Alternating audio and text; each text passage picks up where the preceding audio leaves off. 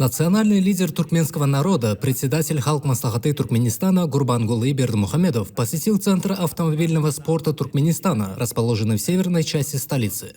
Герой Аркадак поинтересовался условиями, созданными для молодых спортсменов, а также видами и основными характеристиками автотехники. Председатель Халк Маслахаты протестировал технические возможности одной из машин. Спорткар под управлением национального лидера туркменского народа совершил серию сложных виражей, продемонстрировав мастерство Аркадага в вождении спортивного автомобиля с использованием различных приемов дрифта.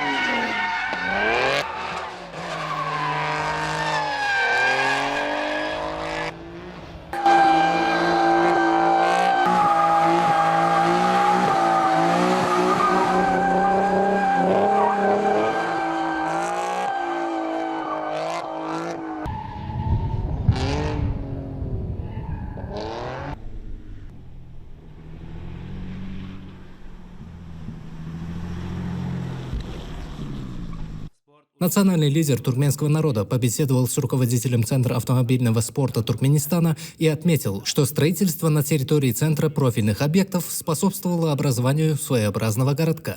Здесь расположены несколько зданий, принадлежащих Государственной службе дорожной инспекции МВД Туркменистана. Рядом построены жилые дома для военных и сотрудников правоохранительных органов. Функционирует центр, предназначенный для проведения массовых мероприятий. В данной связи герой Аркадак подчеркнул, что спортивные сооружения и комплексы производственного назначения рядом с жилыми домами нарушают покой граждан. Также следует учитывать рост числа увлеченной молодежи, сказал Аркадак и предложил переместить центр. Руководитель центра отметил историческую значимость данного совета героя Аркадага и от имени всех его сотрудников выразил ему признательность.